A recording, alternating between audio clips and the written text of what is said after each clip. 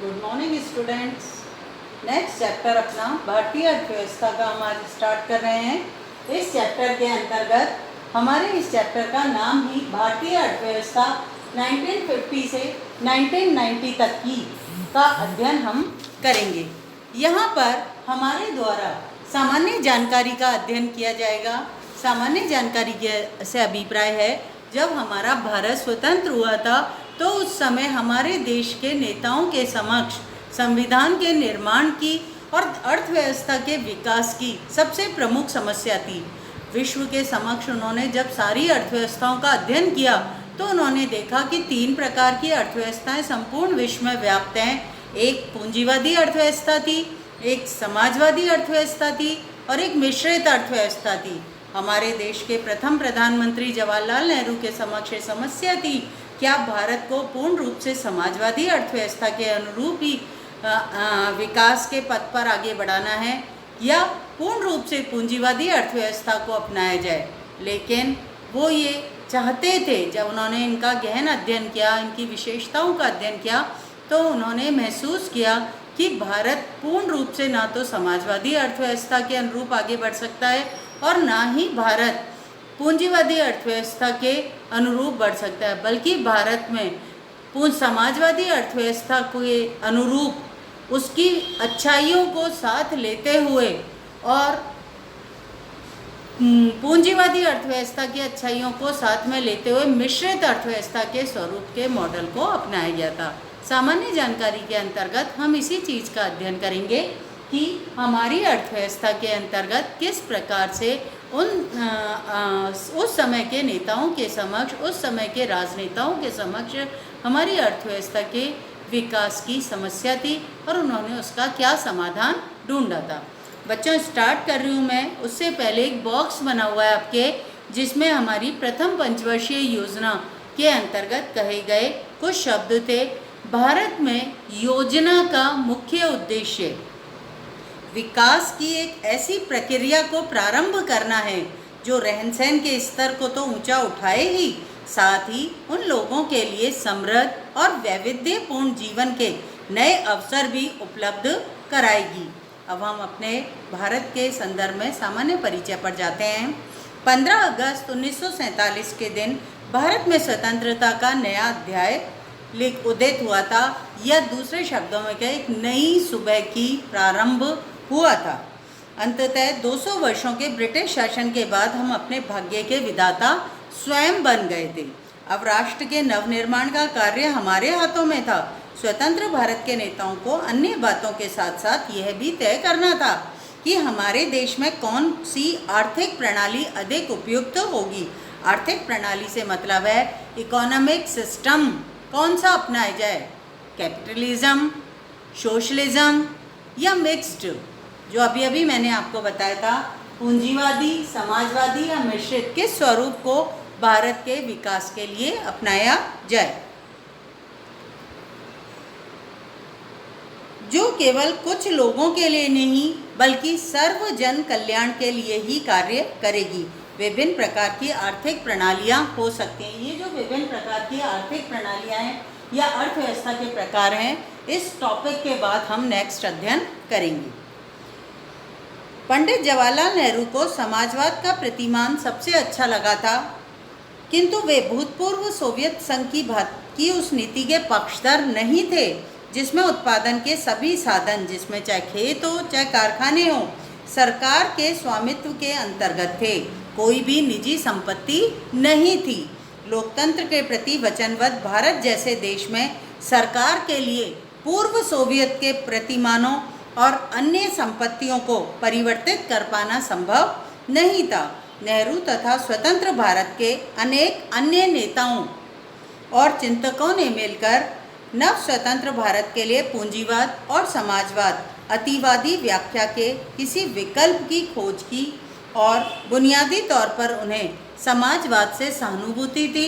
फिर भी उन्होंने ऐसी आर्थिक प्रणाली अपनाई जो उनके विचार में समाजवाद की श्रेष्ठ विशेषताओं से युक्त थी किंतु कमियों से मुक्त थी। इसके अनुसार भारत एक ऐसा समाजवादी समाज होगा जिसमें सार्वजनिक क्षेत्र के एक सशक्त क्षेत्रक होगा, इसके अंतर्गत निजी संपत्ति और लोकतंत्र को भी स्थान प्राप्त होगा। सरकार अर्थव्यवस्था के लिए योजना बनाएगी। भारत की अर्थव्यवस्था के विकास के लिए हमारी सरकार के द्वारा क्या लक्ष्य निर्धारित किया गया? अर्थव्यवस्था के विकास के लिए पंचवर्षीय योजनाओं के माध्यम से अर्थव्यवस्था का विकास किया जाए।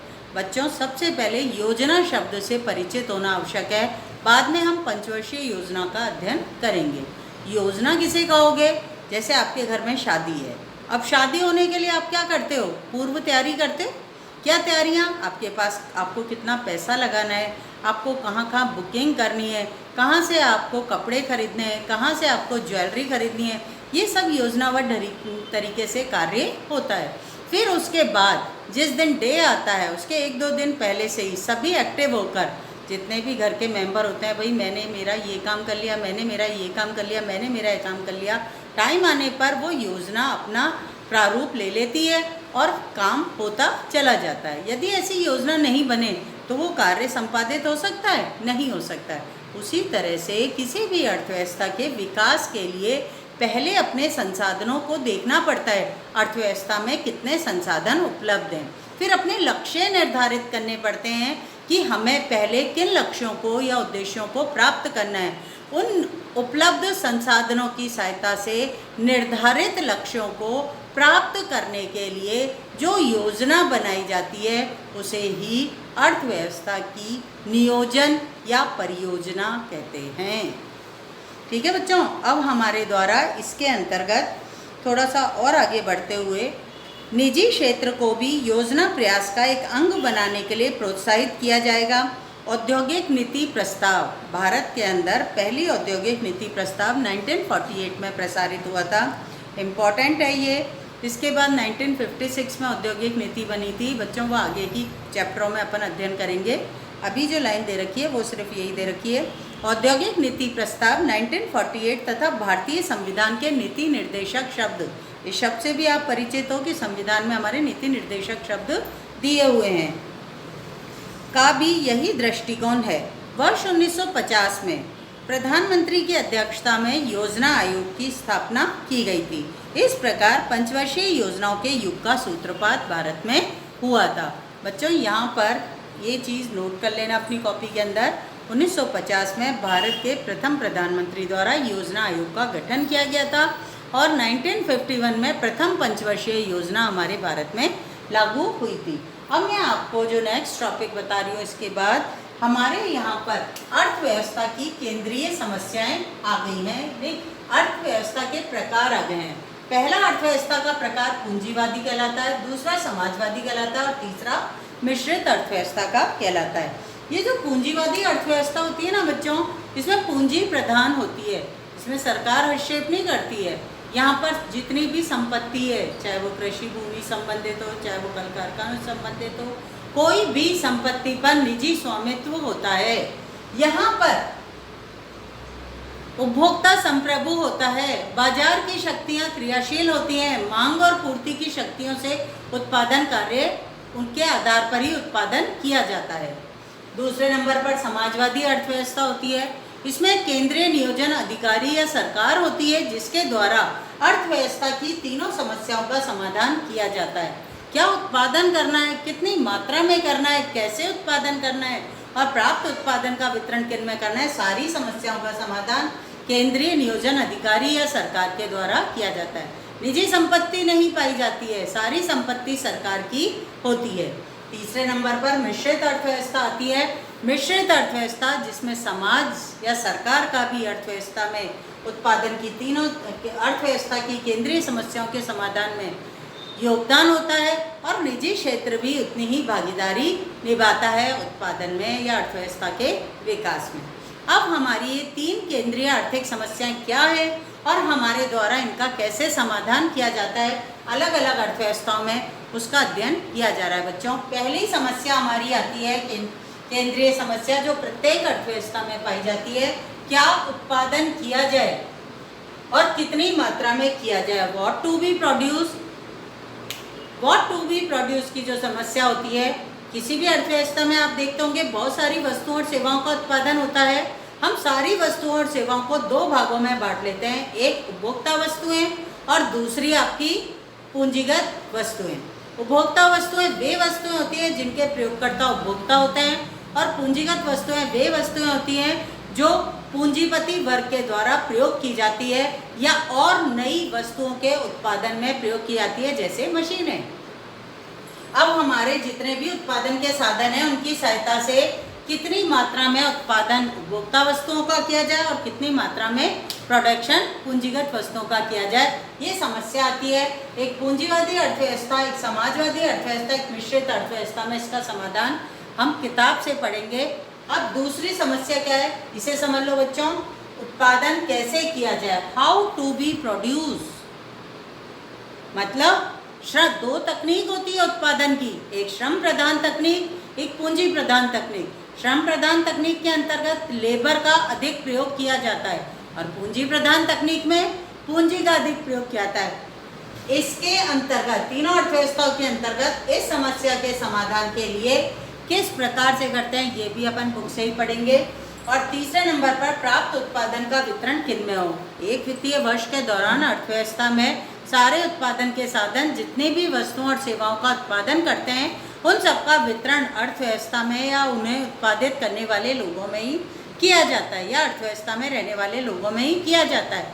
वो किस अनुपात में हो, सबको बराबर बराबर बांट दिया जाए, सबको उनके दिए उनके द्वारा जो मूल्य दिया जा रहा है उसके आधार पे दिया जाए, ये एक समस्या है।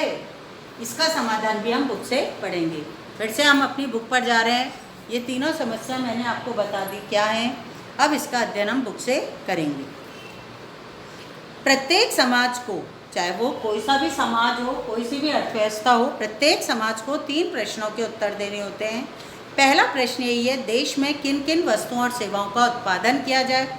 दूसरा है, वस्तुओं और सेवाओं के किस प्रकार उत्पादित किया जाए। उत्पादक इस कार्य में मानव श्रम का अधिक प्रयोग करे या पूंजीगत साधनों का, या पूंजी या मशीनों का। और तीसरे नंबर पर, उत्पादित वस्तुओं और सेवाओं का विभिन्न व्यक्तियों के बीच में वितरण किस प्रकार से किया जाना चाहिए। इन सभी प्रश्नों का उत्तर तो मांग और पूर्ति की बाजार की शक्तियों पर निर्भर करता है। किसमें? पूंजीवादी अर्थव्यवस्था में। बाजार अर्थव्यवस्था, जिसे हम पूंजीवादी अर्थव्यवस्था भी कहते हैं, उन्हीं उपभोक्ता वस्तुओं का उत्पादन होता है जिनकी बाजार में मांग होती है। इसमें वही वस्तुएं उत्पादित की जाती है जिन्हें देश के घरेलू या विदेशी बाजारों में सह लाभ बेचा जाता है, मतलब लाभ प्राप्ति के उद्देश्य से ही उत्पादन कार्य किया जा रहा है। यदि कारों की मांग है तो कारों का उत्पादन होगा, साइकिल की मांग है तो साइकिल का उत्पादन होगा, और यदि श्रम पूंजी की अपेक्षा सस्ता है, मतलब सस्ती टेक्निक को अपनाया जाएगा। उत्पादक का लाभ तभी तो होगा जब उसके द्वारा सस्ती तकनीक का प्रयोग किया जाएगा। श्रम पूंजी की अपेक्षा सस्ता है तो अधिक श्रम प्रधान विधियों का प्रयोग होगा, और यदि श्रम की अपेक्षा पूंजी सस्ती है तो पूंजी प्रधान विधियों का प्रयोग होगा। पूंजीवादी अर्थव्यवस्था में उत्पादित वस्तुओं का विभिन्न व्यक्तियों में किस प्रकार से वितरण होगा, उनकी आवश्यकताओं के अनुसार नहीं होता है इसका वितरण अर्थव्यवस्था में, बल्कि अधिकांश विभाजन इस आधार पर होता है कि व्यक्तियों की क्रय क्षमता कितनी है, परचेजिंग पावर कितनी है उनकी, और वे किन वस्तुओं और सेवाओं को खरीदने की क्षमता रखते हैं। अभिप्राय यह है कि इनकी गणना बाजार की मांग को ध्यान में रखकर नहीं की जानी चाहिए, क्योंकि मांग के अनुसार गरीबों की क्रय शक्ति नहीं होती है। परिणाम स्वरूप इन वस्तुओं की उत्पादन की पूर्ति बाजार शक्ति के अनुसार नहीं हो सकती है। हमारे प्रथम प्रधानमंत्री जवाहरलाल नेहरू ने ऐसी व्यवस्था पसंद नहीं की थी, इसलिए पंडित जवाहरलाल नेहरू पूंजीवादी अर्थव्यवस्था के पक्षधर नहीं थे। लेकिन क्योंकि ऐसी व्यवस्था को अपनाने से हमारे देश के अधिकांश लोगों को अपनी स्थिति सुधारने का अवसर ही नहीं मिल पाता। अब हम समाजवादी अर्थव्यवस्था में इन तीनों समस्याओं का समाधान पढ़ रहे हैं बच्चों। समाजवादी समाज इन तीनों प्रश्नों के उत्तर पूर्णतः भिन्न तरीके से देता है। समाजवादी समाज में सरकार ये निर्णय लेती है कि समाज की आवश्यकताओं के अनुसार भिन्न वस्तुओं का उत्पादन किया जाए, या यह माना जाता है कि सरकार ये जानती है कि देश के लोगों के हित किसमें हैं, इसलिए लोगों की व्यक्तिगत इच्छाओं को कोई महत्व नहीं दिया जाता है, बल्कि सरकार ये निर्णय लेती है कि इन वस्तुओं का उत्पादन और वितरण किस प्रकार करना है। सिद्धांत है, यह माना जाता है कि समाजवाद में वितरण लोगों की आवश्यकताओं को आधार मानकर किया जाता है, उनकी क्रय क्षमता के आधार पर नहीं किया जाता है। इसके विपरीत एक समाजवादी राष्ट्र अपने सभी नागरिकों की निःशुल्क स्वास्थ्य सुविधाएं भी उपलब्ध कराता है। समाजवादी व्यवस्था में निजी संपत्ति का कोई स्थान नहीं है, क्योंकि प्रत्येक वस्तु राज्य की होती है। उदाहरण के लिए चीन और क्यूबा में अधिकतर आर्थिक गतिविधियां सामाजिक सिद्धांत द्वारा ही निर्देशित होती है। बच्चों, जैसे समाजवादी अर्थव्यवस्था के उदाहरण में हम चीन और क्यूबा का उदाहरण दे रहे हैं, उसी तरह से पूंजीवादी अर्थव्यवस्था के उदाहरण में America, Britain, Germany, Italy, Japan, इनका उदाहरण हम दे सकते हैं। नेक्स्ट हमारी मिश्रित अर्थव्यवस्था है बच्चों, उसका अध्ययन कर रहे हैं। अधिकांश अर्थव्यवस्थाएं मिश्रित अर्थव्यवस्थाएं हैं। सरकार तथा बाजार एक साथ इन तीनों प्रश्नों के उत्तर देते हैं। क्या उत्पादन किया जाए, किस प्रकार उत्पादन किया जाए और किस प्रकार से इसका वितरण किया जाए। मिश्रित अर्थव्यवस्था में बाजार उन्हीं वस्तुओं और सेवाओं को उपलब्ध करवाता है जिनका वह अच्छा उत्पादन कर सकता है। सरकार उन आवश्यक वस्तुओं और सेवाओं को सुलभ कराती है जिन्हें बाजार सुलभ कराने में विफल रहता है। बच्चों, आज के लिए हमारा इतना ही। कल हम आगे बढ़ेंगे, उसमें हमारे द्वारा योजना क्या है, भारत में पंचवर्षीय योजनाएं क्या हैं, भारत की पंचवर्षीय योजनाओं के मुख्य उद्देश्य क्या हैं, या भारत में योजनाओं के मुख्य उद्देश्य क्या है, इसका अध्ययन किया जाएगा। Thank you.